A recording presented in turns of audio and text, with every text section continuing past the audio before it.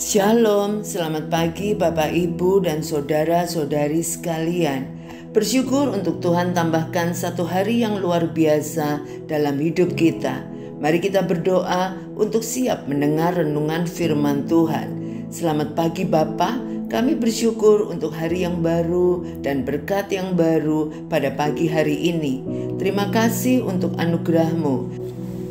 Beri kami hikmat Allah untuk bisa memahami dan mengerti kebenaran firman-Mu, sehingga firman-Mu menjadi terang dalam setiap langkah hidup kami. Dalam nama Yesus kami berdoa.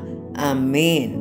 Tema kita pagi hari ini, hidup kudus, diambil dari Yohanes 5 ayat 12 sampai 15. Mereka bertanya kepadanya, "Siapakah orang itu yang berkata kepadamu, angkatlah tilammu dan berjalanlah?"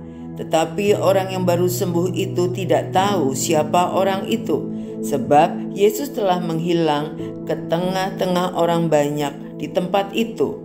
Kemudian Yesus bertemu dengan dia dalam bait Allah, lalu berkata kepadanya, "Engkau telah sembuh. Jangan berbuat dosa lagi, supaya padamu jangan terjadi hal yang lebih buruk."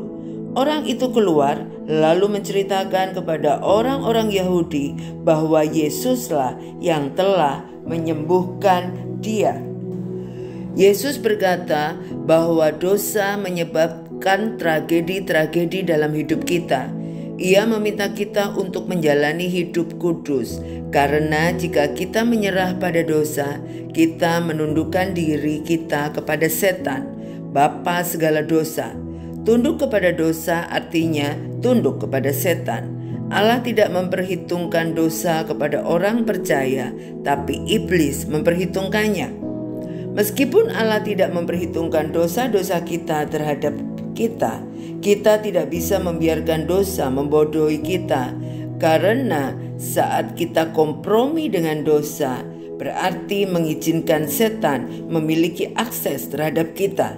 Ketika kita berbuat dosa, kita memberi iblis sebuah kesempatan untuk menghasilkan kematian dalam hidup kita.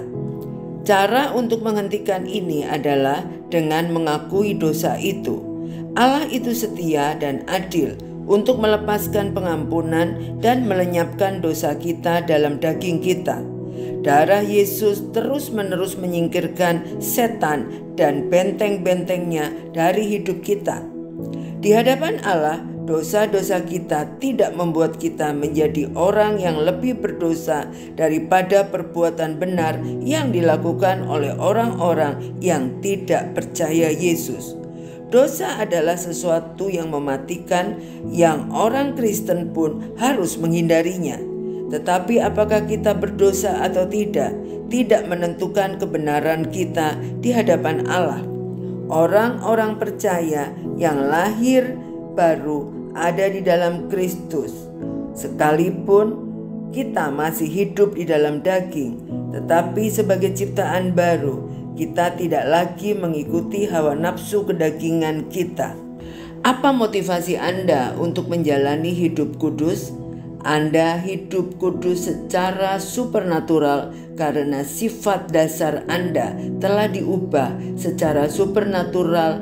Anda telah diberikan sifat dasar Allah. Hari ini janganlah berusaha hidup kudus dengan kekuatan Anda sendiri. Dengan berharap bisa dekat dengan Tuhan, Anda tidak akan berhasil hidup kudus. Tetapi teruslah dekat dengan Tuhan dan rela dipasang kuk yang Yesus sudah siapkan, maka Anda akan mampu hidup kudus. Mari kita berdoa.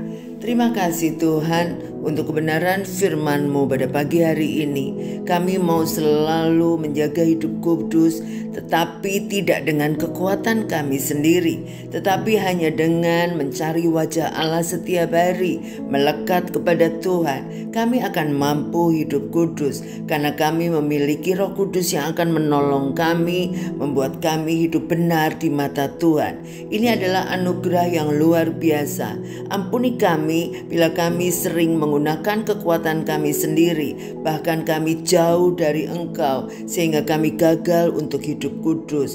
Ampuni kami Bapa, dan kami tidak mau jauh darimu. Kami mau terus melekat kepadamu setiap hari langkah hidup kami. Dalam nama Tuhan Yesus kami mengucap syukur. Haleluya. Amin. Selamat beraktivitas. Tuhan Yesus memberkati.